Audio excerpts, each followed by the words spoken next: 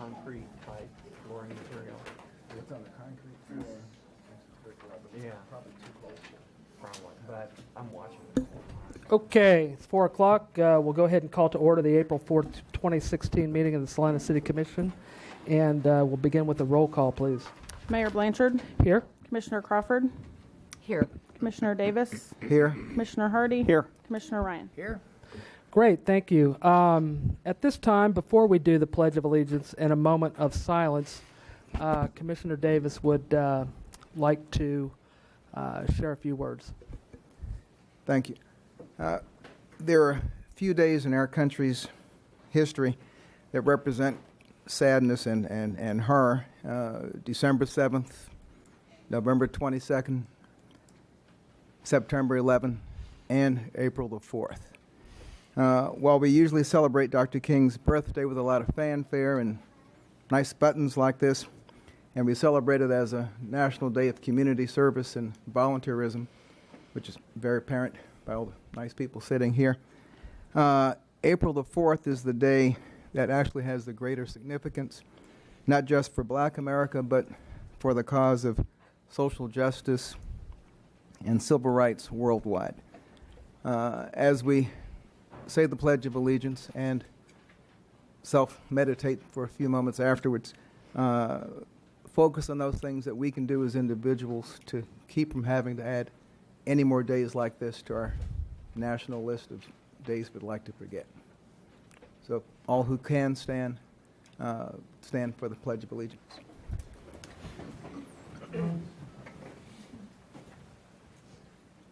I pledge allegiance to the flag of the United States of America and to the republic for which it stands, one nation, under God, indivisible, with liberty and justice for all.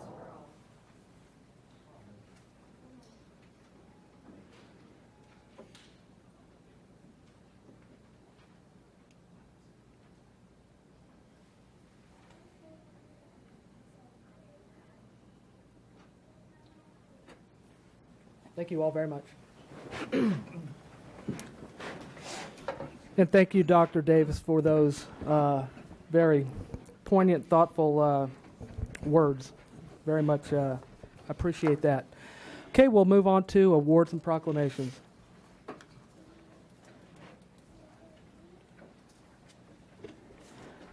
Item 3.1, the month of April 2016 is Fair Housing Month in the City of Salina. The proclamation will be read by the following poets: Isaiah Marcotte, Morgan Allred, and Aaron Jeffries.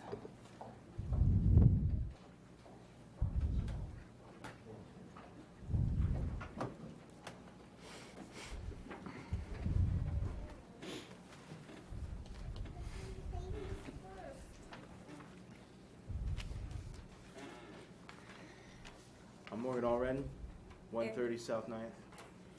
Aaron Jeffries, 2013 East Bank Drive. Isaiah Marcotte, 38 West Crawford. Proclamation of the City of Salina, Kansas. Whereas Title 8 of Civil Rights Act of 1968 is the result of the combined vision of civil rights champions such as Carrie Chapman Catt, Frederick Douglass, Cesar Chavez, and Dr. Martin Luther King Jr., to name just a few of the individuals who dedicated their lives to the civil rights movement. Whether directly or indirectly, their labors influenced the passage of the Fair Housing Act. And whereas the Fair Housing Act was signed on April 11, 1968, and added into 1988, making the principle of fair housing not only federal law and national policy, but a fundamental human concept and entitlement for all citizens. And whereas this law provides that it shall be unlawful to discriminate against any person in terms, conditions, privileges of sale or rental of a dwelling or in the provision of services or facilities in connection therewith because of race, color of the skin, religion, gender, national origin, ancestry, physical or mental disability, single parents, any person who is pregnant or is about to secure legal custody of someone under the age of 18, individuals under the 18 living with a parent, a person having legal custody of such individuals, or the designee of such parent or legal custodian. And whereas the need for shelter is an essential human need, The right freely to choose a place to live is a basic human right, and discrimination in housing not only is against the law, it is contrary to our own sense of what our city, our state, our country should mean to us and to others.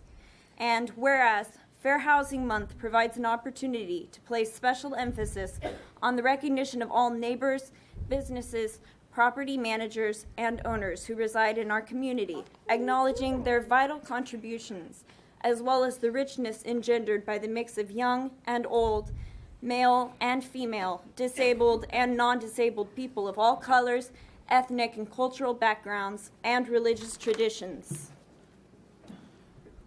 So now, therefore, be it proclaimed that by John R. Blanchard, Mayor of the City of Salina, Kansas, that the month of April 2016 is to be observed as Fair Housing Month. I challenge the people of Salina, Kansas to learn more about the rights and responsibilities under the Fair Housing Act and roles they can individually and collectively play to combat housing discrimination. In witness thereof, I have hereunto set my hand and caused the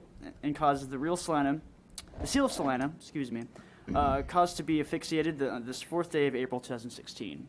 Great. Thank you, Morgan, Aaron, and Isaiah. Are there any special events that are planned for this month? Yes, there is. There's the Fair Housing Seminar of 2016, which is on April 22nd at the Webster Conference Center. It is a $15 entry fee, which includes lunch and refreshments. I believe that is all. Okay. Well, great. Well, I have your signed proclamation here, and thank you all once again. Cool. I also have these slips for you guys, for each of you going to this seminar. Okay, great.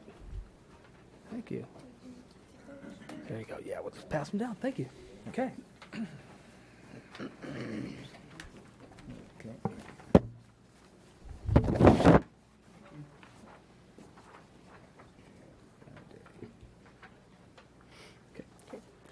Item 3.2, the day of April 5th, 2016 is National Service Recognition Day in the City of Salina. Susan Harrington, Director, North Central Flint Hills Foster Grandparent Program, will read the proclamation.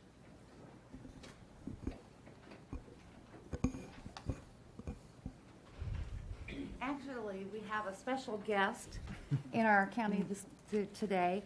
Her name is Brittany Stifler Crabtree. You got it. Who is the Executive Director for the Kansas Volunteer Commission, and she will be reading the proclamation. Great. Welcome, Brittany. Thanks. Well, it's an honor. As an AmeriCorps alumni and someone who's worked with Senior Corps programs, it's exciting because there is a multi-generational aspect of this programming that's so important. So, whereas service to others is a hallmark of the American character and central to how we meet our challenges, and whereas AmeriCorps and Senior Corps address the most pressing challenges facing our cities and nation, educating students for future success, supporting veterans and military families, preserving the environment, and helping communities recover from natural disasters. And whereas national service expands economic opportunity by creating more sustainable, resilient communities and providing education, career skills, and leadership abilities for those who serve. And whereas national service participants serve in more than 70,000 locations across the country, including right here in Salina, bolstering the civic, neighborhood, and faith-based organizations that are so vital to our economic and social well-being. Whereas national service participants increase the impact of the organizations they serve, both through their direct service and by recruiting and managing additional volunteers. And whereas national service represents a unique public-private partnership that invests in community solutions and leverages non-federal resources to strengthen community impact and increase the return on taxpayer dollars. And whereas local Senior Corps volunteers serving through the Foster Grandparent Program and RSVP programs demonstrate commitment, dedication, and patriotism by making an intensive commitment to service in our community. And whereas the Corporation for National and Community Service shares a priority with mayors nationwide to engage citizens, improve lives, and strengthen communities, and is joining with mayors across the country to support the Mayor's Day of Recognition for National Service on April 5th, 2016. Now, therefore, I, John Blanchard, Mayor, hereby proclaim April 5th, 2016 as National Service Recognition Day in Salina, Kansas, and encourage residents to recognize the positive impact of national service in Salina and to thank those who serve and to find ways that they also can give back to their community. Thank you, Brittany. Do you or Susan, do you have any events that you can announce that may be coming up? April 7th, we are doing our recognition dinner for the foster grandparent. that evening. Is that out at the courtyard or where? Courtyard by Marriott. Okay, And there's an invitation, I believe, up there. okay. I believe we have that. Yes. Okay, well, I have your signed proclamation here, and thank you.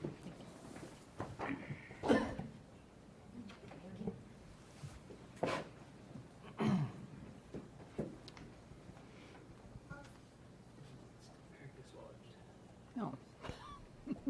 I'm not dislodged yet. Thank you for the housekeeping, sir. Okay, just if you'll indulge me for just a second while we're kind of on this subject, I'd just kind of like to recognize Nancy Klostermeyer for the just amazing service that you've given to this community over the years. When I think of volunteering and people giving to their community and loving their community, I think of you and Ken. I think that you guys have really set a model for people that, what does it look like for someone to give to their community? And I think if, they say if there's a picture in the dictionary with that, you're the picture that I see. So I'd like to thank you for your so many years of service to this community. And although I've only been personally involved with a few of them, I know the effort and the time and the care that goes into making those happen. And I missed your event the other night because I was at a meeting that was 5 women, and the title of that was Extraordinary Women in Salina. And so I was at an event that featured 5 extraordinary women in Salina, and I know a whole lot of other people that were at an event that were honoring 1 extraordinary woman in Salina. So thank you very much for all your service. It's very much appreciated.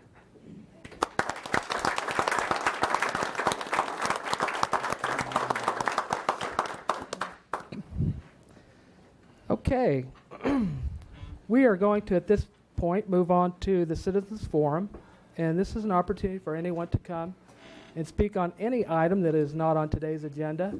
And we will listen. We may not take action, but if you will please come to the podium, give your name and address, and take up to 5 minutes, and we'd like to hear what's on your mind.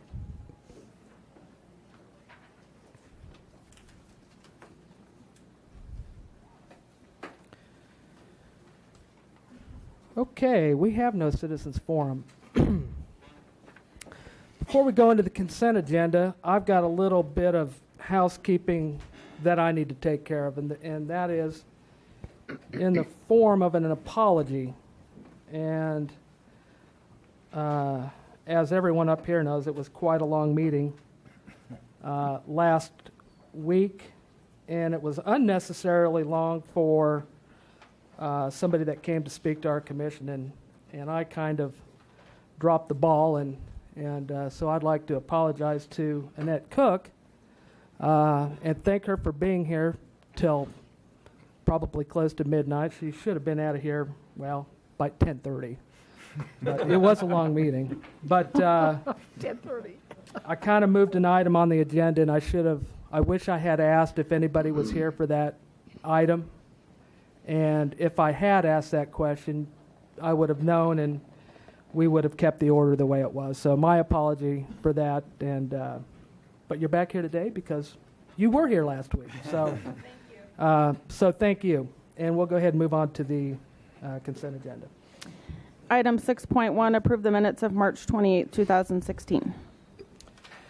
Okay, it's the minutes. Does anybody have anything in the minutes they would like to amend? It's going to take one vote anyway. So I do have something that I would like to have entered into the minutes that is in regard to item 8.2, or I'm sorry, 8.5, page number 10 before the vote. If you'd like, I have it written. I'll provide you with a copy of this. I went back and watched the recording of it, so I made sure I got the wording right. I'd just like to have the statement that I had made prior to the motion and the vote entered into the record. And that language is that I have a reluctancy to support projects that I don't know anything about, and that it seemed counterintuitive that we should be doing it in that fashion. So, and then that followed up by Deputy City Manager Gage, or Scragg, with the comment regarding the language in the proposal. But I'd like to have that entered into the record, and if there's no objection from any commissioners, I'll provide the clerk with that language and do so. And then I have a question for Mr. Gage on, and maybe the clerk knows this too. On the minutes, there was a recusal, but we only voted 4 people to adjourn. Does there need to be a time that Commissioner Ryan left the meeting inserted into the record? If we have record of it, it probably doesn't hurt to reflect that in the minutes. Okay, that we can reflect 10:13. Okay, very Okay. good. All right, that's all I had. I move we approve the minutes as amended. Second. Motion and second to approve the minutes as amended. Is there any further discussion or additions? Okay, seeing none, all in favor? Aye. Opposed? Motion carries 5-0. Move into administration.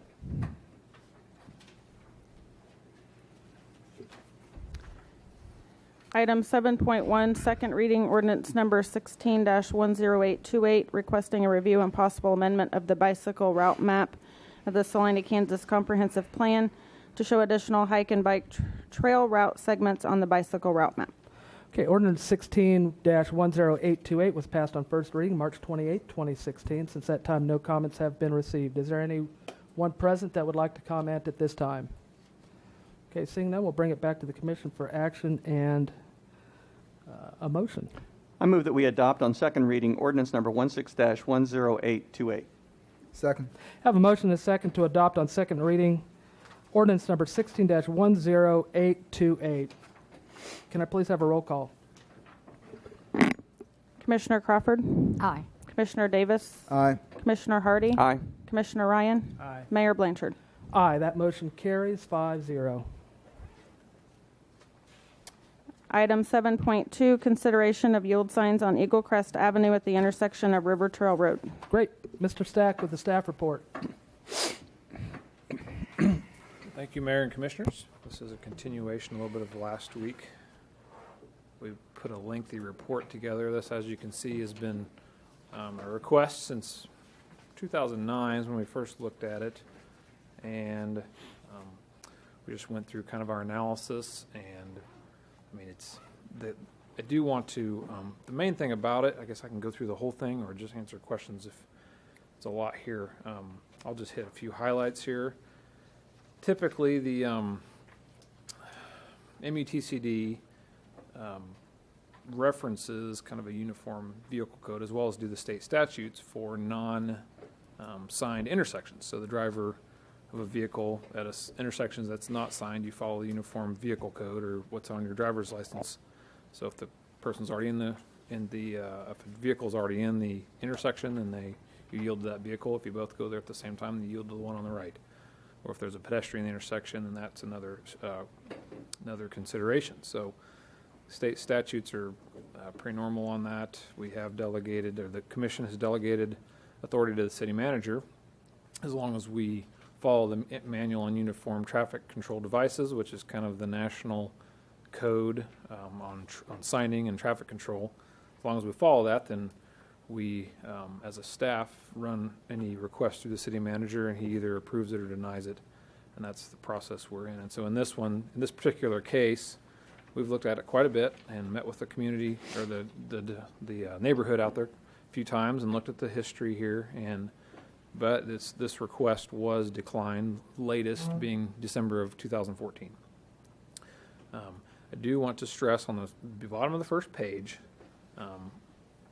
The MUTCD does not have a standard. So when it's basically the MUTCD has guidance and then it has standard. So standard, of course, is in black letters, and it's where it's the law. It's more of the law. Whereas guidance is trying to interpret. They give you guidance on how to interpret things that aren't quite as black and white. So yield signs being one of those. And like I said last week, in 2003 and before, the MUTCDs did not have as good of criteria or guidance on how to install or when to install stop and yield signs. So talked a lot about engineering judgment and traffic studies.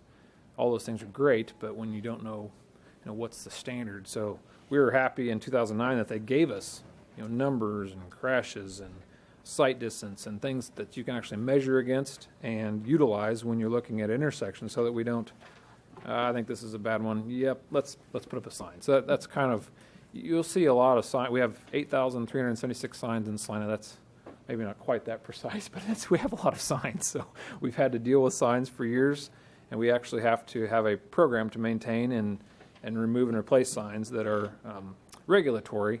So we have around a little over 170 yield signs that we have to maintain as a regulatory. They have to be the right reflectivity that you can see them, and they are a regulatory sign. So those are just a little bit of a background on signs, and I did put in quite a bit of data and quite a bit of background on why we don't just sign every intersection. So, we look at intersections, each one. If there are sight distance issues or speed or volume or crashes, then that's when we consider putting signs into them. So that's the summary. So I'll just, unless you want me to go through any more, we talked a lot about this last week. If we put yield signs up, it's the first thing. It's kind of a stepped approach. You don't put stop signs up unless you put yield signs first. And so the yield signs, we believe, are the first approach if you feel that we should. So that is, and it's, as we talked about last week, it's not going to make or break, anything major. It's not against the law per se, but the guidance says we don't need it yet, but someday we might. And the neighborhood is going to say that they need them now, and this new development will come in and possibly make it worse. So it's kind of a judgment call, so we can go either way. We have both recommendations here. We have a resolution to pass if you want to put them in, or to go with the staff recommendation currently of not putting them in. So I'll entertain questions. Okay, questions for staff? Have we had situations in the past where citizen groups approach the commission or staff about placing signs for other reasons other than the formulas that we have? Mm-hmm. Yeah, and just most recently was Oakdale and Johnstown, and there was the Donna Veneer Center was put in there, and it's kind of an interesting intersection because it's offset, and it's just kind of unique. It's near a school, it's near a children's center. It's didn't necessarily meet the warrants for a four-way stop, but it's one of those where you could argue that it could, or the oddity of the intersection is the difference that, okay, yeah, we could put one in. That's what ended up happening. Didn't have enough crashes there or speeds or volumes to warrant it, but based on the sight distance and the weird intersection, we put them in. And that group was pretty vocal, the neighborhood and the Donna Veneer architect and some people who walked to school there. I mean, it was maybe not quite as large a group as this, but there was a few people that showed up for that. I don't really have. Go ahead. I don't know if there's any others. So I can't. We've had a few yield signs put in before I got here, but it's try to do. Do you know of any more, Jason, that you can think of? Well, the only other one I could think of was, it wasn't a sign situation. It was just more the geometrics of the intersection. It went back to the Schilling South 9th Street project. Median? Where the engineer had, based on the accident history there, had recommended a right turn out of Riffle, right turn out only. Mm-hmm. And the governing body at the time decided to leave it as it is. So that was one that actually goes against the MUTCD recommendations based on a traffic analysis and the volume and type of traffic movements there. Correct. Those are the only ones I can recall as well lately. Okay. I live on an interesting street. It's Highland Avenue, and people can use that instead of Santa Fe or 9th Street to get north and south through town. And a lot of times I've noticed over the last 30 years that cars tend to speed on that street. And that's one, and so the question of, well, maybe we should have more traffic control on this part of Highland, like a four-way stop at one of the intersections to make sure they just don't, barreling down the street. It's made me think about those things. And at one point in time, we had a school zone because there was a school, wasn't it on the street, but it was a block away on another street. So it was kind of a surprise to people to find out they were in a school zone. And so we had that for a while. Then they took it away, and so it's, to me, it's one of those things where there's some feel for a need for traffic control, or maybe during certain periods of history, and then it fades away, and then something else pops up, and I don't know. To me, it just seemed like there wasn't any definitive, really concrete rule for determining that. Yeah. Although I think that's probably a good thing. I think that's clear that in the past METCDs, they didn't have concrete guidance or exact numbers, whereas now we have that more. So yeah, you're correct. You'll see a lot of interesting intersections in town that have four-way stops. And there's not that much traffic here. North Salina being a good example of that. There's quite a few that have stops where you can see really well, and you just don't see a lot of conflicting traffic. But they were put in years ago, so it's. Well, are there periods in history where development, traffic patterns change right. so that those things can be reconsidered at some point? Right. Yeah, what we'll do is if we think that's happened, we get a request, they'll go back and run the numbers again. What is interesting, what you mentioned, a lot of times some of those stop signs and maybe even yield signs were a response to speeding, and the METCD is pretty clear that you're not supposed to use those types of devices as to reduce speed, and the reason is because in those cases, if you do that, it doesn't mean people will necessarily slow down. And then if they don't follow the instructions that the sign provides, you have a different situation. It could be a worse situation. In this case, though, I think Dan indicated that it wasn't the radar trailer. It was the tubes, which really aren't as noticeable, and that there really doesn't appear to be a speeding situation in this neighborhood, which is actually kind of surprising when you look at that pretty good run that's there. But if that's not the case, that's good. I mean, that's a good factor. I actually drove through the intersection. 4 different directions this morning. It's all right. What you do when you wake up a little early. That's right. Just the maps are cute, but it's nothing like actually driving through it. Correct. Yes. And I will admit it's a very residential area, and there was no reason to speed. But there are some intersections right near my house where there's no stop signs, Right.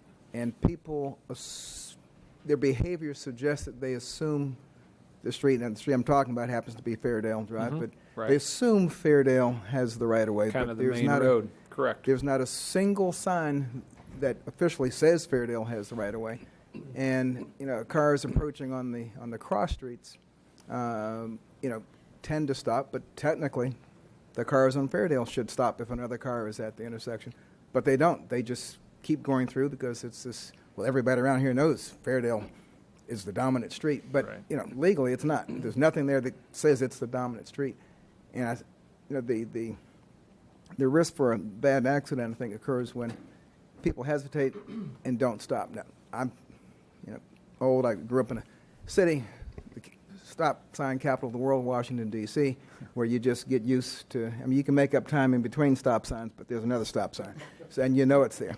But I approach intersections, assuming that the other person is not going to stop, even though I may have the right of way. And I think this intersection is probably one where the greater danger is getting someone who doesn't know that everybody's supposed to stop if the cars are getting there at the same time. Now, the time I went through there it was around 9 o'clock. Probably everybody had gone to work, so it was actually kind of quiet. I was kind of hoping I'd see another car come, but there was nobody there, so probably a bad time to judge the traffic. I'm assuming the people who live there could tell you more about what the intersection's really like. But I don't see a yield sign as being a speed control at all. I just see it as making a declaration. Okay, we have determined this is the dominant street, and the other street is not.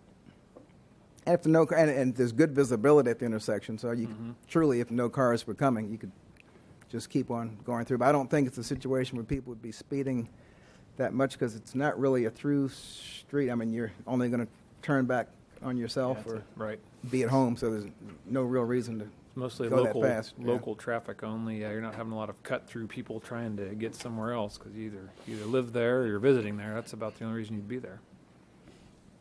In fact, the more I drove, I began to wonder, well, hope I can get out of here. Then I realized the street does actually come back. Comes back, yes. Found my way out.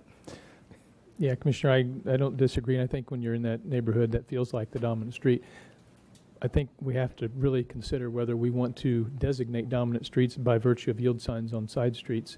Not talking necessarily that intersection. I'm talking about Fairdale and all the other, what we would call typically residential collector streets. Usually those collector streets are somewhat dominant, where most of the neighborhoods go to the main street or the collector that gets you to the arterial, like a Crawford. And if you're on Fairdale, you're trying to get to Crawford typically.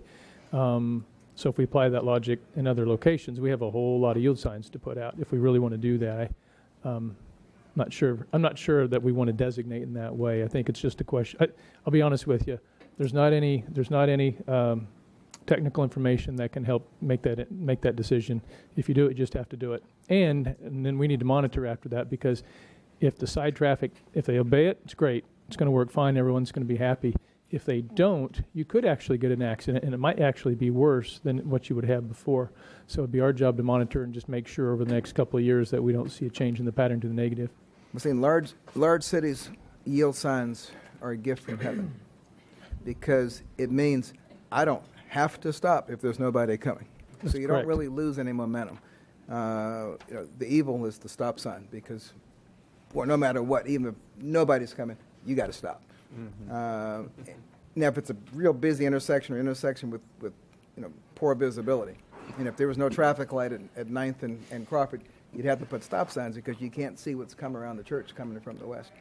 But I can see the potential danger, but like I said, when I went, there really wasn't a whole lot of traffic. It was probably a bad time to go. But I said it wasn't really a question, just a comment.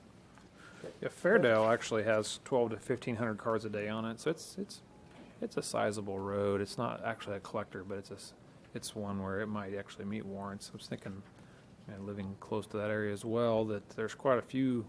I didn't notice them, but I believe there are more yield signs on the side streets, but I'm not sure about all of them. So that's a good question. I'll have to drive it enough, I ought to be able to check that out. The street that runs along the I guess that's south border of Meadowlark Playground. Mm-hmm.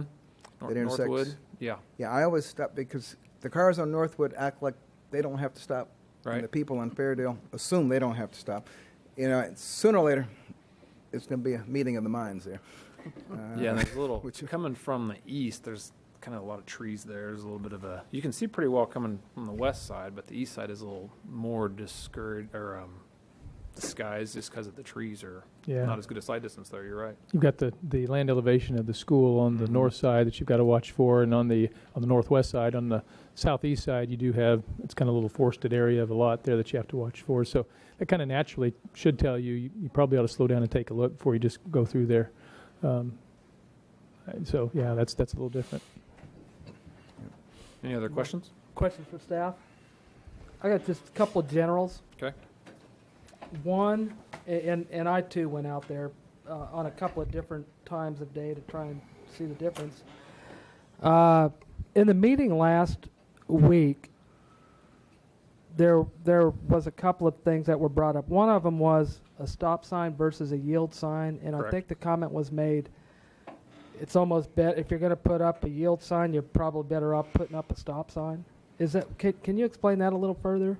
Yeah, and I looked at that in the MUTCD, and it really says that I kind of sent that around last week after we talked about that, and basically it says, no, that's not right. You should start with a yield sign. So there's no reason to start with a stop sign if there's no reason for a stop sign. So if the yield sign is the first step. Okay. And that's clear in the MUTCD. It says that. I put that language in the blue sheet. Okay. And then as far as there was discussion at that time about, well, people are used to it being a certain way, and they may be programmed to behave in a certain way based on kind of how they grew up with that. What about the considerations, the two things about that? One is that it looked like there were probably about 10 undeveloped lots on paved roads and so on. And if there's 85, so is there 85 total, or would there be around 95 residents and the homeowners? total lots? Yeah. Without the new plat. That's a good question. I'm not So sure. I'm kind of in my head doing math. We're around 150 Total. residents. If at build out, you've got 50% more coming in. Okay. Two things on that. One question would be, would having that there prior to a problem be beneficial so that those extra folks, their entire learned behavior would be with the yield sign? Mhm. And the second thing, has there been any consideration put towards when they presented that plat, they showed that on the east portion of that, there was going to be a pedestrian easement that would allow pedestrian and bicycle traffic to go from the street to the levee. Is there any anticipation that there might be at that intersection more kids, instead of going on Magnolia, would come, it would be safer for them to come on that neighborhood street and around? And in that case, would it be advantageous to have a stop sign on River Trail and allow Eagle Crest to go through? Because that might be the preferred route for kids on bikes or pedestrians or... I was thinking that connection was mostly put in to connect that community, basically that area, to the levee system and through to the park system. So it's a good question. I don't know. The only reason we looked at Eagle Crest being the yield sign was that the drainage goes north to south, and so there's a little bit of a dip. As River Trail is fairly flat or fairly consistent, whereas Eagle Crest does a little bit more of a dip through the intersection. Okay. We don't really have a handle on how much bicycle traffic there really would be. Typically, if you look down the levee from various aspects of town, and I'm not talking about this location, but other aspects, you can look down the levee and you might see a handful of people, whether jogging or on bicycles, but it's not usually a extremely high trafficked area. So, but you'd have to almost know that there would be a pretty high volume of bicyclists to even say, well, we have a different condition here, I think, than what you would see today. It's hard to tell. Right.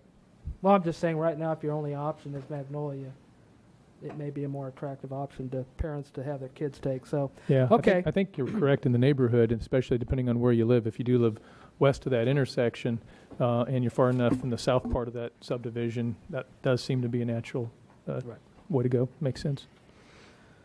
Okay, well, I think those are the general questions. We've got people from the public here to speak, so we'll hear from One them. last Oh, question. Okay. It may have a bearing. If a yield sign would be put up, which street would their recommendation have been to yield to the other? We've got the recommendation as the signs go on Eagle Crest, the yield signs on Eagle Crest.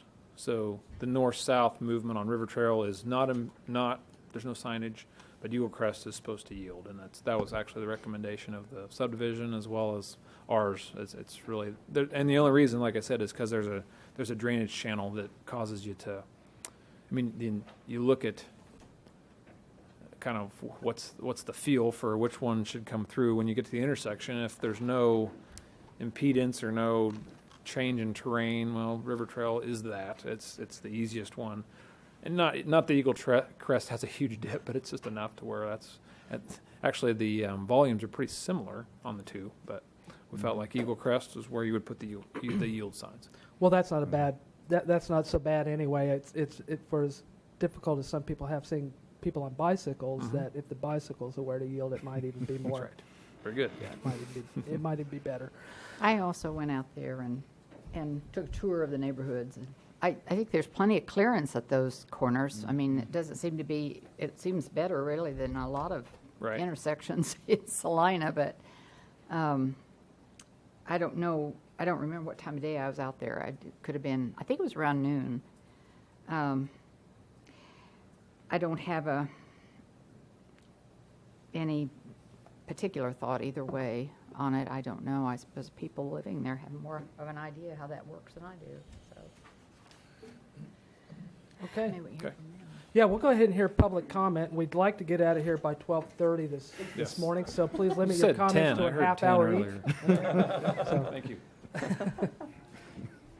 Just name and address and take all the time you need. Thank you. Judy Larson, 215 South Chicago. This is kind of a related kind of. I walk 8 blocks to the bus stop from my house. And people are not stopping at the crosswalks. They look at me with my cane or whatever and tap their brakes and keep on going. And totally ignoring the bus, the crosswalks, totally ignoring me, which is annoying. And I just think, people need to somehow be made more aware that, they're supposed to stop at these crosswalks, that they're for people like me and people more disadvantaged than I am. But it's related to what Mr. Stack was saying, and I think it's something you guys need to be aware of. And, ma'am, thank you very much. Okay, thank you, Judy.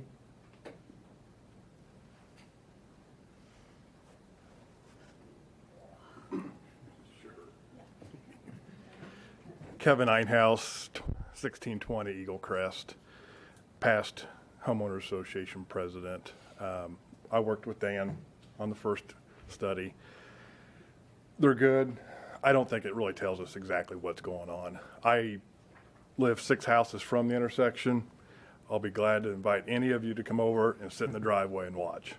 There's going to be a bad accident. For example, last week, if I'd have been going straight north and not turning onto Eagle Crest, I would have T-boned somebody because they didn't stop either. We know to stop because we know the intersection. I bet every one of you stopped too, didn't you? Because you know it's a bad intersection. We've got people that are moving into the area. Nobody knows, even some people that have lived there for years don't stop. There's going to be a bad accident. We've had 2, I believe 2, that could have been a lot worse. Traveling 30, 35 mile an hour, because the traffic study shows 30, I think, somewhere around there. It's faster than that. We did our own traffic study, and a lot of people drive faster than 30. Traveling 35 mile an hour and getting T-boned. I was a former deputy for Salina County. I've seen accidents. So I encourage you as the commissioners to vote for us to have a stop sign at that Eagle Crest and River Trail. Okay. Thank you. Real quick, Yep. Kevin, you heard the discussion about the yield sign before, the stop sign. Are you in favor of a yield sign? I mean, based on the conversation that you heard. Yield signs are basically only to keep the honest. They're going to stop and then they're going to go. Stop sign is legally you have to stop.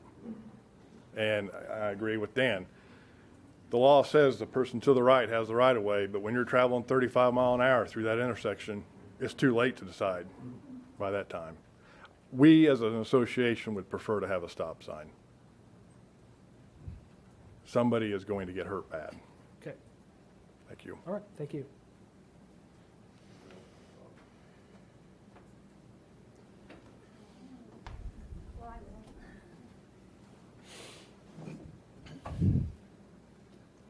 Hi, I'm Cindy Monk. I live at 1610 Tanglewood Lane, which is just past, it's 1 block north of Eagle Crest. So I pass that intersection multiple times a day. My daughter was one that was involved in a T-bone accident at that intersection about a year ago. And it is a frightening intersection. People go very fast. Even us that live there, I just tell my kids, you just stop regardless. But just it is unbelievable. And thank you for going and looking, but I just don't think it was really representative of what is actually going on at that intersection. I think we have a lot of walkers. We see a lot of bicyclists through there, dog walkers. They use it because it's a 1 mile radius, or it's a quarter mile around each time. And just even the safety of pedestrians. I've seen people almost get hit just from walking in the neighborhood, from cars going quickly. I would think that a yield sign would at least deter people from speeding. I know it was stated that speeding is not really the issue here, but we feel in living there that it really is, and that I would really hope that you would consider putting in those yield signs, just even to deter some of the speeding that would help with the not only accidents with other cars, but also with pedestrians. Just, and not to single you out, but you just happen to be standing there while this question came to my mind. Has the Homeowners Association sent any letters to its members? Because, I mean, after driving through there, no one's coming through there to get to another neighborhood. So I'm assuming all the people speeding are people who live there. Have any notices gone out to your neighbors, basically? This has actually been talked about since 2009 at our homeowner association quarterly meetings. We have a website with all the minutes on it. So basically that's how all of our homeowners are notified what has been talked about and discussed. So yes, not everybody here is in the homeowner association because some of them couldn't get off work in time. But we did talk to them, a lot of them, and they're all in favor of having some type of a stop sign.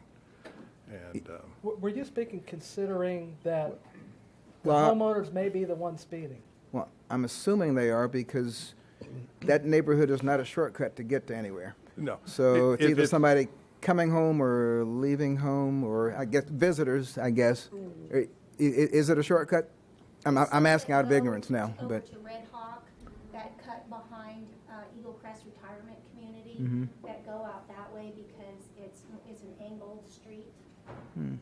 okay. And one of the fears we see is now that we've gone with Plot 2, the road's going to be Eagle Crest or Tanglewood, and they're going to come around onto Eagle Crest and then just go straight through onto Eagle Crest over to Magnolia. We didn't really see a lot of this when Eagle Crest wasn't all the way through to Magnolia. Yeah, I think it's just gotten worse over time. So to answer your question, Mr. Davis, yes, it's probably some homeowners along with visitors and just people driving through the neighborhood. So it is actually a cut-through route as well, then? Okay, It can that- be, that yeah. I To just Falcon honestly didn't know. View and, Okay. and to Red So- Hawk, yes. Okay. Coming off of Magnolia, Okay, They go out through Wayne and Yeah. hit Ohio. yeah. got you. Okay, I guess that would be a shortcut. Yeah. But yeah, again, what we're really scared of is Eagle Crest really turning into a runway strip. So, thank you. Okay. Thanks again. Thank you, Cindy.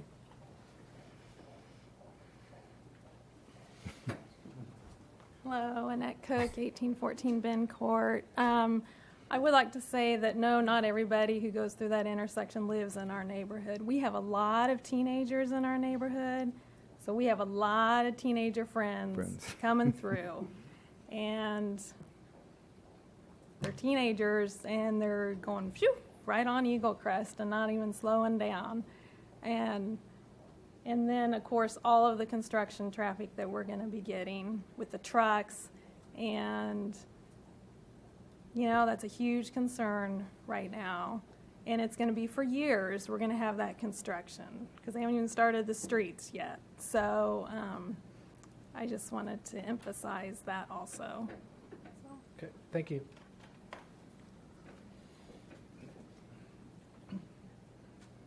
Any more? Okay. All right. Well, thank you all for your comments, and thank the rest of you for being here as well. We'll bring it up for any further discussion and questions and action on this item.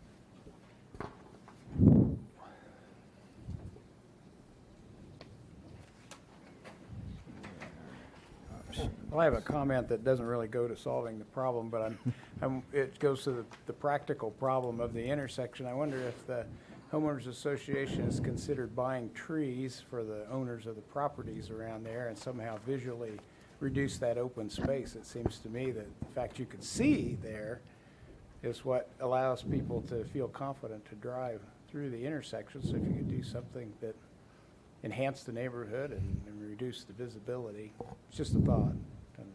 I'm not saying don't have stop signs, don't have yield signs, but it's the openness, I think, that causes the speeding problem. I appreciate the rules and the formulas that we have concerning traffic control devices, but in my mind, after living through some of the similar kinds of experiences on Highland, I think that neighborhood consideration needs to be considered as well when thinking about traffic control devices as well. And if residents in a neighborhood don't feel safe and secure in their neighborhood, driving to and from their homes, then I think that also becomes a factor in determining whether or not traffic control becomes a part of the solution. Okay, thank you. What question for Mr. Stack? If a sign goes in, is there routinely any follow-up study to see if it's effective, or just assume no news is good news? Or? Well, this is a very active home association, so we would not be surprised if there's something that changes or there are more wrecks that occur or something that we would be in coordination with them, especially as the area is being built. And like I said, we can count on one hand how many that we've done like this, so we kind of try to keep track of. We continue to look at shilling and riffle, as it's our police struggle with that, our people who use that struggle with that because it has a lot of accidents. So it's something that, if there's anybody that brings it back up again, we'll be ready for it because we still get reports on it and stuff. So this is the same situation here. Is it might be one we look at and use as an example in the future to see, yep, it helped, or no, it didn't, and this is one we'll probably utilize for that, because I don't think we've had a yield sign situation quite like this before. Dan, do you guys typically, you'll use the State Star Report accident information. Is that what you typically use to study? If you want to look at an intersection, you'll pull information from that, or what's the source of the information generally? Our GIS guy does that. I'm assuming he takes it, because all the information, so accidents, when the police respond to an accident, they go into I think it's the State Traffic Accident State Report. Traffic, They call it yeah, STAR that's Report. right, that's the one. So it becomes a database of all the accidents, which then can be pulled in electronically into our geographic information system mapping. So it makes it pretty easy to look at that stuff. And so if we said, hey, let's look at the top 10 accident intersections, or however, the information's out there. It's not difficult to do that. So it's fairly easy to go back and look. But unless you hear, if you have a short-term issue, like we had 6 accidents in 3 or 4 months, we'd rely on the neighbors quite a bit, or the police department, to say, hey, now we've got a real problem. I'm not saying that'll happen. I don't expect that. But if something like that did happen, that's such a short term. That's how you look at it. Otherwise, it'd be over a period of probably 2 or 3 years. How many accidents? 2, 0, 4, that type of thing. And then you look at it that way. Yeah, so it depends on severity and volume. With the 2 accidents they've had there, so they were getting close to 3 accidents in 2 years, or 5 or 3 and 5, whatever the numbers are, because I left it over there. But we were constantly aware of that, thanks to the neighbors. They would let us know that it was kind of like you said last week. METCD is kind of a reactive approach, but it is what it is. We could put signs up everywhere or have a criteria, and these are the criteria. So it takes a certain number of accidents typically to warrant those things. So, and if a yield sign were to be placed, what type of stimulus would be required to change that then to a stop sign? Just continued accidents, continued speeding? Definitely accidents and volumes. Those are the 2 things. So in this case, we don't ever see really the volume weren't being met. I put it in there, a couple thousand cars, I think, for the intersection. So we don't see that probably being met, hopefully ever, in that unless something changes where there's something major built there. But the accident is usually what warrants a stop sign, or 4-way stop considerations, or 2-way stop considerations. Jason, has there been any police presence out there, or I don't know if there's a way to hide, but well, that's a good question. I would have to check with Chief Nelson. The first thing you do is use traffic enforcement, and you can find what you call your hot spots that you're having concerns about speeding, and if there really is speeding, and that's why I said I was surprised that our numbers didn't show that, because that's kind of historically in residential neighborhoods, when you get a long run, especially when you have young people, you usually have speeding, and it usually is a factor. But I don't know if there's been additional traffic enforcement in there. It's not been brought to my attention until now that there was an issue. So I don't know. It's possible, but maybe not. I think there's been some, because we've had to. We have a traffic safety team or traffic safety committee, which the police are a part of, and they they're usually involved in these kind of discussions that we're having anyway with signage and problem intersections. So I think over the last 7 years we've had some enforcement there, but I don't remember exactly when. But it wasn't, like I said, there's not a speeding issue there per se. It's a perception. There were definitely some people that were going fast, but just not the normal 85th percentile. It's pretty low for a residential street. Well, I certainly can appreciate that there is a manual on uniform traffic control devices, because, I mean, it obviously is, it helps. We were talking about building codes earlier today. So it's necessary, but for me, it's this manual is designed for automobile traffic. It's really not designed, it's not a manual that you would use to design a neighborhood. The more we talk about making neighborhoods more friendly and providing amenities like bike trails, and I'm glad that they put a pedestrian connection into the levee there. But the more we start talking about how do we make neighborhoods more neighborhoody by providing safe pedestrian and bicycle opportunities and things like that, I think we are going to run into some conflicts with traffic stuff and engineering stuff, because this neighborhood wasn't planned for bicycle and pedestrian use. It was designed for automobile use. Right. And at the very least, I think if the smallest measure is a yield sign and another measure is a stop sign to help accommodate bicycles and pedestrians being a part of this community, even though it wasn't planned for that, then I think it's a reasonable adaptation and worth looking at this as a unique circumstance instead of a uniform circumstance. That's my opinion. I wouldn't, if I were designing a community for bicycle and pedestrians, I'd stay away from intersections like this, because they are tricky and they're hard to figure right of ways and everything. So are you more T intersection kind of? Yeah. Kind of like okay, offset T's. It's just helpful to know because just that you have a hierarchy of a neighborhood street versus if you're in an urban setting and you have a gridded street system, that's pretty easy and everybody pretty much understands kind of that thing. But that's not. We don't have a typical gridded four-way intersection here. Right. And so that's just my feeling on it. I feel like there's some uniqueness to this particular setting. Okay. Sounds good. Thank you. Did you have something you wanted to add to that? Well, yeah, I mean, when you really look at the MUTCD, it's actually even intended to deal with special events where you're going to mix all kinds of different traffic. And it's been around for, I don't know, decades. Dan probably knows when they first came up with the first version.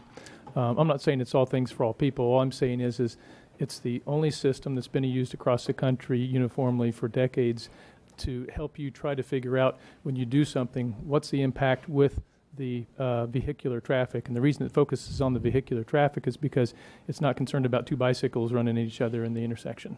It's concerned about the vehicular, because if you have a negative vehicular situation, whether it's vehicle to vehicle, it could easily be vehicle to bicycle, vehicle to person, but it's about how the vehicular traffic responds, and it's based on prior traffic data that you then try to use as a predictor. So it's by far the best information we have. I guess my point in saying that is that we're not saying as a staff that you should or shouldn't put the sign, whatever sign you want to put in. All we're saying is that our decision was based on the only technical information that we have that we believe is applicable, and the information that we have to fill in the blanks for that, to use that technical piece, simply doesn't give us a technical reason to do that. And when you want staff to do your work for you, expect us to apply objectivity, and because otherwise I could apply subjectivity to a whole lot of other things and with a whole lot of other plans and approaches. And so obviously you don't want us to do that. So that's why it's in front of you. And like I said, we're fine with whatever you do. I'd be a little careful trying to justify it. I think if you just want to do it, I'd just do it, honestly. The reason is because when you're going on record as justifying it a certain way. And there could be a situation, and I'm not speaking that the city would have additional liability, but it could be a situation in which the placement of something could give you a reverse condition than what you expected to have, and someone's real unhappy about that. There's always somebody on the other side of an issue, even if they're not in the room at the same time. There always is. But I would say if you want to do it, I would I'll truly just say we'd like to try it out and see and ask us to monitor it. That's what we'll do, and we'll get the signs up and we'll monitor it for you. But you have to be careful because you're justifying against something that, quite honestly, we don't have information to do that, to apply that way. So it's really hard to back that up. The mayor has a point in that one of the things that I want to emphasize is neighborhoods. And the children there's a lot of children out in that neighborhood. I know that from, it's not an older neighborhood, that's for sure. And so I would make a motion that we at least try putting a yield sign out there on Eagle Crest and then monitor that situation for a while. Second. Okay. Just for clarification, the motion is to approve Resolution 16335, authorizing staff to install yield signs on Eagle Crest? Yes, thank you. Okay. At the intersection of River Trail. Okay. Motion is second for that. Is there any further discussion at this time? Okay. Seeing none, all in favor? Aye. Opposed? Motion carries 5-0.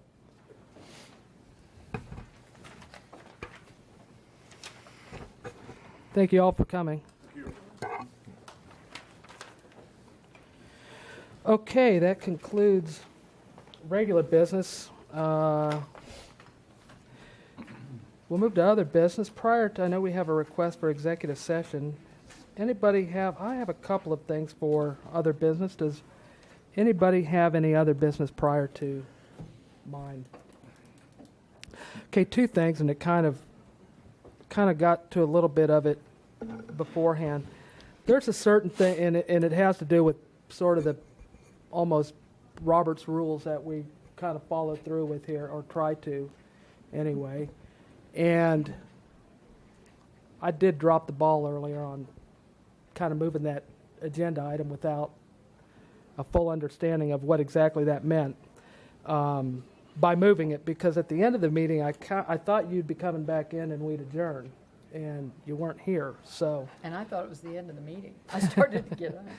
So one of the things, and Mr. Bankson, if you could help clarify, as you're probably the closest thing to a parliamentarian. I don't know, maybe Scraig is. No, it's he. You're the official. He's Okay, the great. official one. Yeah, staff never forgets that Greg is the official parliamentarian. Okay, great. Well, then my question is, my understanding, and like I said, I was out of order in that meeting because I didn't conduct it in the proper way, but upon recusing from an item, is the proper time to do that following when the item is read and then doing it? I mean, changing the agenda, I guess, can be done at any time. But as far as a recusal, does it generally, the timing on that take place following the introduction of each item? And I can't say I've seen a written rule on that point. I think the key consideration is just that it is made before at any time before discussion would begin on an item. I think that's the key. So I think I would have understood that the announcement was certainly made appropriately. Okay. And again, as long as it's prior to the initiation of, if it's after the announcement, it needs to be immediately after the announcement. And as I recall, in this case, it was prior to, but as long as we're ahead of that, I think we're okay. Yeah, and it's my bad because I expected there to be a certain process, and when we didn't adjourn altogether, that's kind of what threw me off. So, all right. Well, then is that just as a preference of the chair that we kind of? And I guess my main thing is that I felt bad that she sat here the whole time that we did that. We didn't have to move that item. We could have just ran the meeting the way it was. And so I would just hope that those that follow me do a better job than I do and poll the audience, is anybody here for that item? Because we want people to come to these meetings. And she stuck it out for a long time. if it's helpful, as you may recall, certainly the modification of the order of the agenda is primarily at the discretion of the chair. Right. So that was certainly appropriate. But how you approach that is obviously up to the Okay. chair. So. Okay. Second thing has to do with our study session that we had last week. And upon having a week and a little bit longer to think about things and talk to a few people out in the community whose opinions I kind of use, and some former mayors and some just general people in the community, in regards to the extra 9 months of our terms. And Commissioner Hardy had brought it up last time about the implications of making that additional 9 months available, that opportunity to the two-term person, which is Commissioner Hardy. At the time, and I deferred to Commissioner Ryan because I didn't want to step on his toes being the next vice mayor, because that's what it would take. But thinking about some of the comments that Vice Mayor Crawford made about a year and 9 months being a long time, and definitely being nine months longer than anybody else's term, I'd be completely supportive of having Commissioner Hardy be eligible to be vice mayor and then mayor for that 9 month period. And essentially the reason is that it's really not going to take a year from the vice mayor's term as mayor, and Commissioner Ryan, you'll have a full year when it comes time. The only difference is you only get 9 months as vice mayor, which I know that's, everybody loves to serve a full year on that. So, we had that discussion in study session, and anyway, I think, I don't know what the process would be, but I think that that's something that maybe we all can think on, and if the timing is that a motion needs to be made at the time of the changing of the guard, or prior to that, I would hope that some sort of consensus might be able to be reached without breaking any rules prior to that time.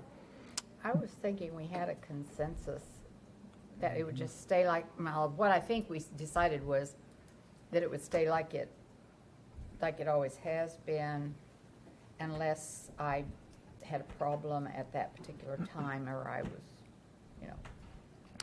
Ultimately, felt like it needed to change. I'm sorry, Commissioner.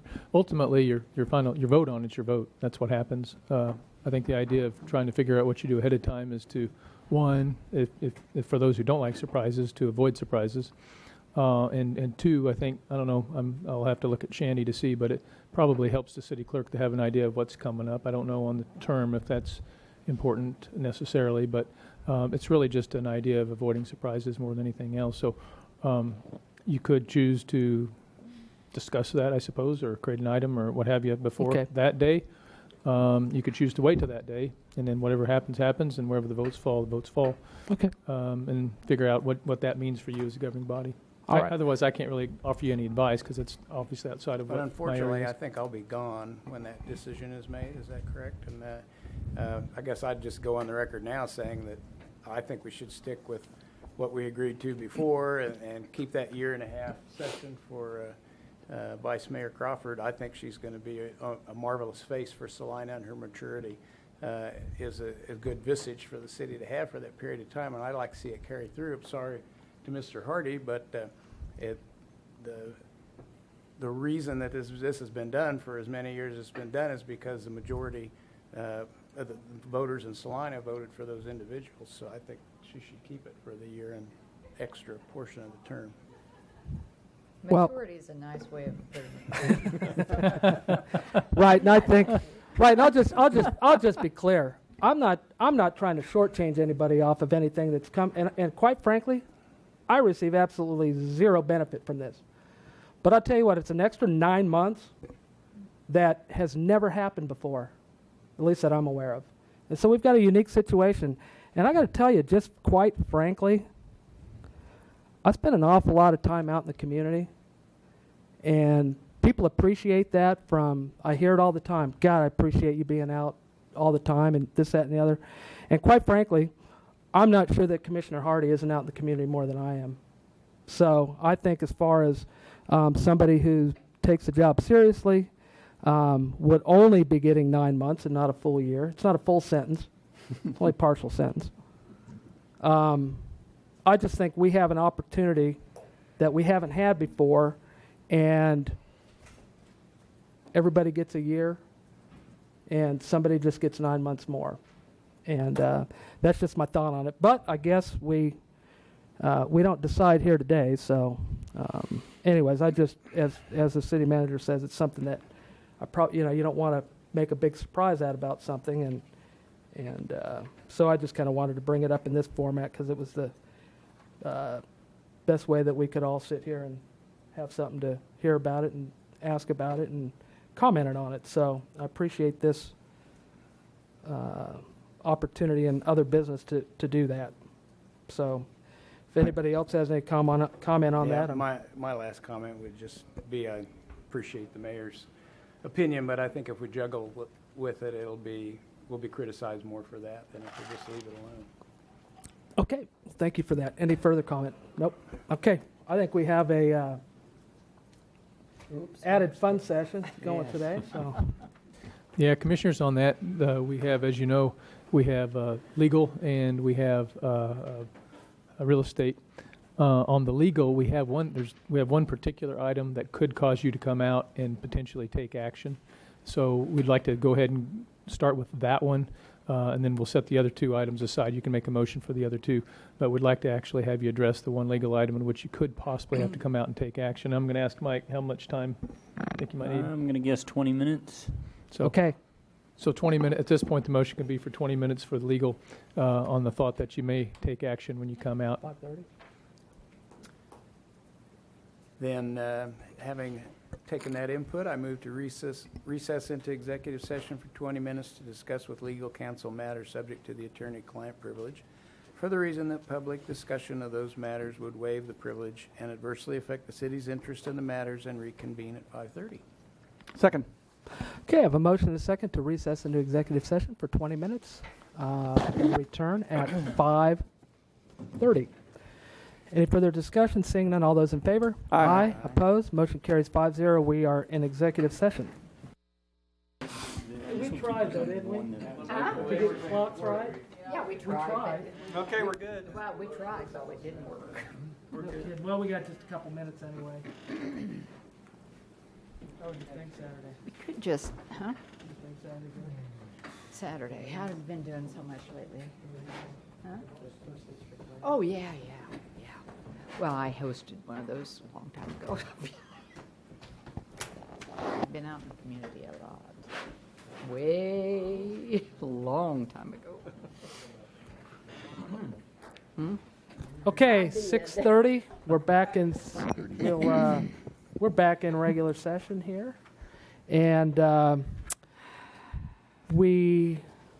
How do you want to do this, Mr. Scragg? Do you want us to add the item first and then have you? Yes, please. Okay.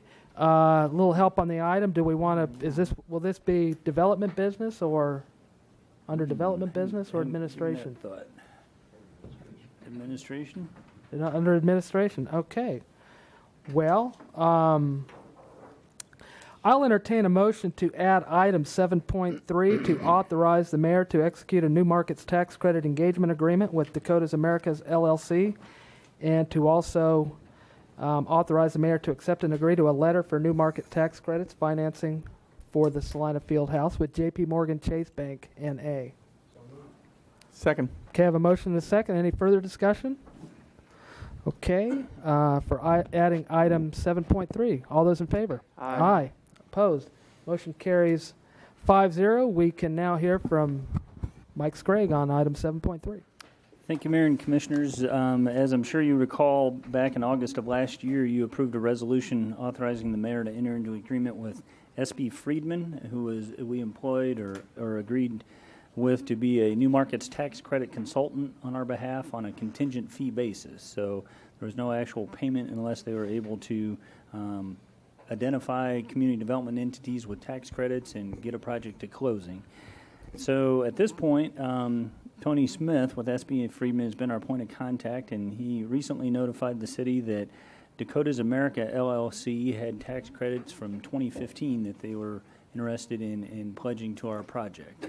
And additionally, once the Dakota's America indicated their interest, J.P. Morgan Chase Bank had some additional allocations that they are also willing to, or at least interested in pledging to the project. So the two items before us today are the very first steps in the process of negotiating a New Markets tax credit agreement with those two entities.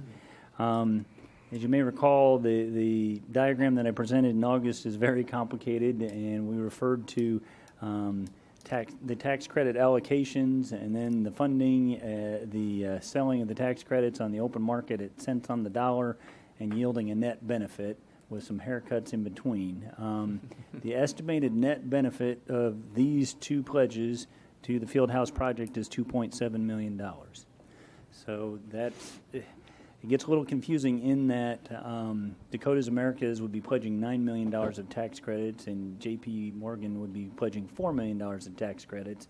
But suffice it to say, those aren't real dollars. those are tax credits allocated to them by the federal government to begin the New Market tax credit financing process. Additionally, then, they would be considered the lenders. We would be considered the borrowers as the transaction occurs. But in the end, the net benefit to the project is $2.7 million. So the step before you today is likened to letters of intent. As I've had conversations with Mr. Smith as well as our legal counsel, they commonly refer to these as letters of intent. And I should mention also that at the point that we were contacted by Dakota's America, within the city manager's purchasing authority, we employed New Market Tax Credit Council that specialized in New Market tax credits. We interviewed 3 firms, nationwide firms, and selected Dan Claff, based out of Chicago, who is with Applegate Thorne Thompson and has experience in New Market tax credits. So we've been using his counsel in addition to in-house counsel as we've reviewed the letters of intent, the engagement agreement, the documents that you're now being asked to approve. So if you make the necessary approvals this evening, city staff and legal counsel will proceed from these documents to negotiating what are referred to as term sheets. The term sheets go into considerably more detail as it relates to the details of the project and the milestones that have to be met and the structuring of the deal, all leading up to what would kind of be typically considered a closing on a loan. As it relates to this particular item,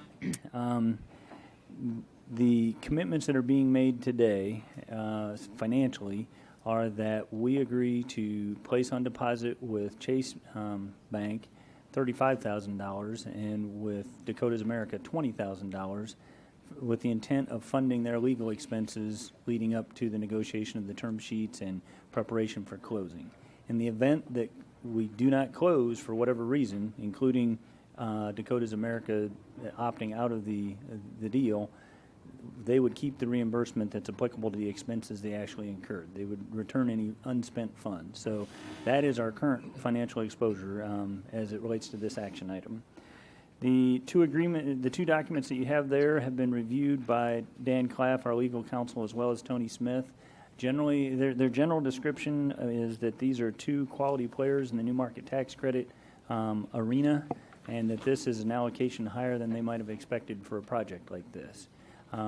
They speak very highly of the players, but also of the terms, and have been involved in the negotiation of those terms. So I'd be happy to answer detailed questions about the agreements, but suffice it to say this is the preliminary step. We would be expected to make that $55,000 deposit to the two entities total, and then that would initiate negotiation of term sheets, which would come to you for further review and formal action before we proceeded any further. As far as our strategic plan, we believe that this is consistent with the goals of being a city that is exciting to live in and thriving both economically and socially, having a place with a quality of life that not only appeals to residents but visitors, having a downtown Salina that is thriving and a vibrant place with an artistic flair. And then our strategic plan goals include providing the highest quality services at your direction and maintaining a commitment to making downtown a thriving and vibrant center for the community. As I noted, the fiscal note that I've provided is that If the new market tax credit negotiations result in execution of the term sheets, the legal expenses incurred with the would be expenses that would be reimbursed as part of the new market tax credit transaction. However, in the event that a closing is not accomplished, the city's expenses associated with the agreement and letter are capped at $55,000, and they're associated with legal expenses incurred by those two parties, and then we would additionally have legal expenses associated with our legal counsel that we've employed for this purpose. As far as actions for your consideration, we've identified option number 1, approving Resolution 167336, authorizing the mayor to execute an agreement with Dakotas Americas and accept and agree to a letter for the New Markets tax credit financing for the Salina Fieldhouse with J.P. Morgan Chase Bank. Option 2 is to postpone consideration of the resolution and request additional information from staff or legal counsel or propose alternate provisions. Option number 3 would be to decline to take action on the resolution, which would have the net effect of choosing not to proceed with negotiation of term sheets for the New Markets tax credit financing. I also did include a note that within the resolution itself, we included some provisions about remaining amendments to be made. Number 1, the milestone dates need to be adjusted to reflect taking action today. They were drafted at initial contact, and some time has elapsed there. And then additionally, Dakotas Americas has indicated that they would agree to capping the city's exposure, but we need to get that provision into the engagement agreement. And then the second item that I noted was that J.P. Morgan Chase Bank's letter should reflect construction of a 64,000 square foot multi-use recreation center. Currently it says 70,000 square feet, and their priority is not the square footage as much as the purpose it serves as a 6-gym facility for the community. And then lastly, I would note that the documentation from Dakotas references a pledge of covering operating deficits for the first 3 years and attributes that pledge to Salina 2020, and that's not accurate. We'll need to change that as well. It was a pledge that was made more generally by stakeholders that were leading the fundraising drive, and so I'll work with them on correcting that language as well. With that, I'd be happy to try to answer any questions that you might have. Okay. Questions for staff? Is the group that would replace Salina 2020 so constructed as it could enter into an agreement to do that? We'll have to work that out. That's a good question. But either if they are, that's workable. If they aren't, I'll have to work with Dakotas Americas. They're really just looking to see that there's that funding there. So we've already had some conversations about where the funds are deposited and the balances, and just being able to demonstrate that those funds are available. So and that would be funds in excess of the $4.5 million that's already right accounted for. Yes. So the documentation that we have today is all kind of identifying what we're going to need to work on as we negotiate the term sheets. So that's something that we'll sort out with them if we get past this initial step. Okay. Thank you. Where are we? I remember, where are we with this Qualic B entity formation and stuff? Is that something that's going to be pretty quick to put together? You've got a lot of background on that already. Mr. Claff's familiar with that. It's probably going to take local council to take into account the factors in Kansas. But another conversation that we've been having is how to structure this transaction to be property tax exempt. And those conversations kind of developed and made progress as recently as last Friday, which will impact the formation of the Qualic B. But as we've put the timeline together, our intent is to try to synchronize the issuance of the general obligation bonds that we've committed to, awarding the construction contract, and issuance of the new market tax credit, so that at that point all the funds are available for the full cost of the project. And so part of that is the formation of 2 affiliate groups, and we've been having ongoing conversations about how they need to be structured and the timeline in which we need to do that. So if we get further into this process, that's definitely going to be a priority. And then I don't know why that reminded me, but there's one other thing I should probably tell you, and it's a unique circumstance, but for Dakotas Americas, they're committed to a full allocation And so they will be expecting a commitment of us that the project will be no less than $11.7 million. And that 2.7 additional is based on the 9 million. Yes.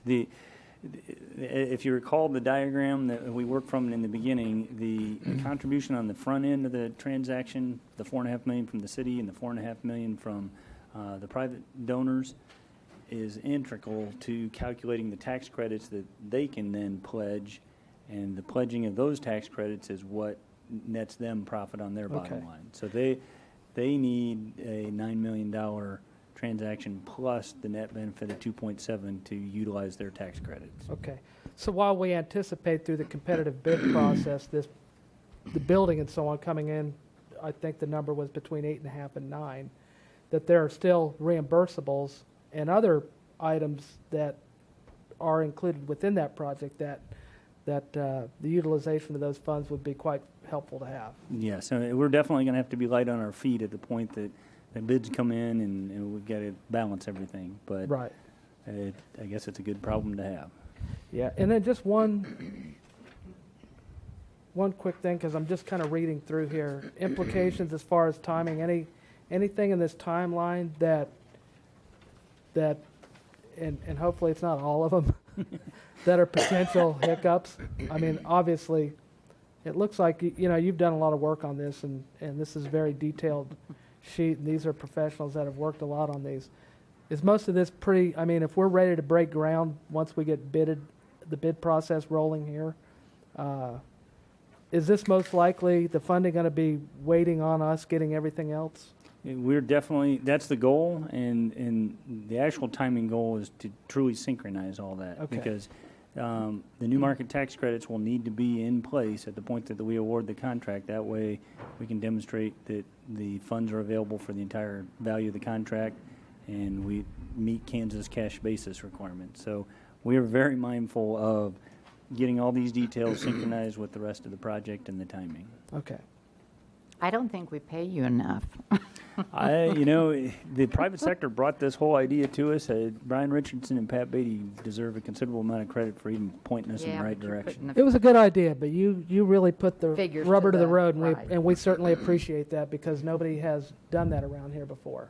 So, Well, great we've always job. had Jason. But Jason's done. Well, I mean, on the new markets tax credits, I mean, it's Well, a that's really great. totally new thing. So both of you, Yeah, actually, it's all a- three of you working on this thing have done just It's a great definitely a job. new approach for us. And kind of to add to what Mike had mentioned when he talked about the cash basis law, you'll remember the discussion about the charter ordinance amendment, the second one not too long ago. And we originally had done the first one to be able to issue $4.5 million, which is our one half of the $9 million project. And then after that, there was the second charter ordinance, and I think that was about $2.5 million, something like that. But and then of course one of our county commissioners, Commissioner Price, and some of his friends decided to try to pass a petition around, and I don't know what the status is of the petition, but to force a vote to overturn that, which is fine. I mean, that's the process allows for that. The point of it is the time that when we first talked about that charter ordinance, we said a few things. One, we said that our intention is not to actually use it. It was really probably the intent was as a bridging mechanism and on a cash basis perspective to be ready when we have to award the bid of the project. And also that while we had pretty high initial cost estimates from the general contractor at that time, that we really didn't think that the price would be that high.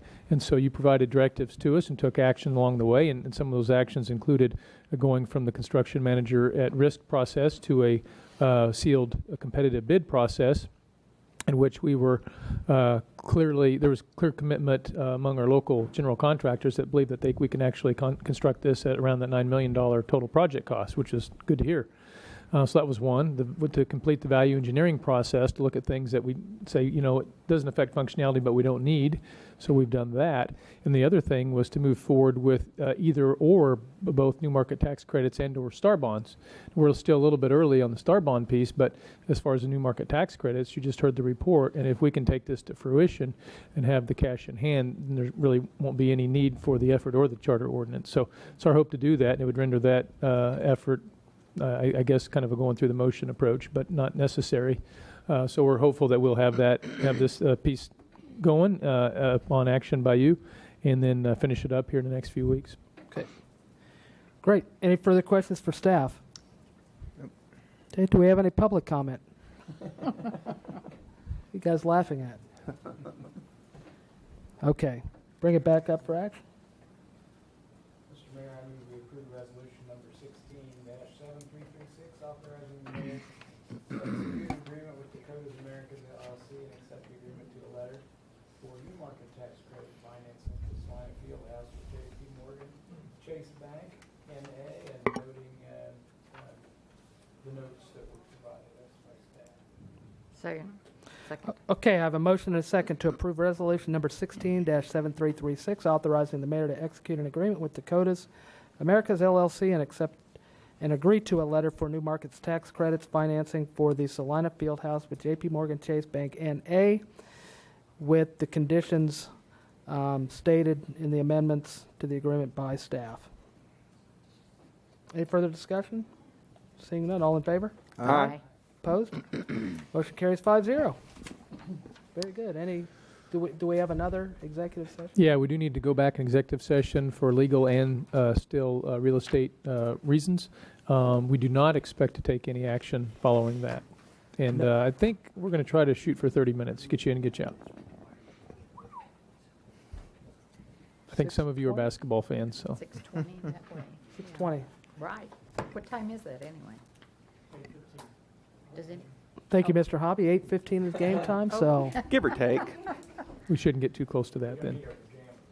I move to recess into executive session for 30 minutes, so that's what I heard, to discuss with legal counsel matters subject to the attorney-client privilege for the reason that public discussion of those matters would waive the privilege and adversely affect the city's interest in the matters, and to discuss matters pertaining to the acquisition of real estate for the reason that public discussion of the matter would adversely affect the city's position in relation to acquisition of the real estate, and reconvene at 6:20 p.m. Second.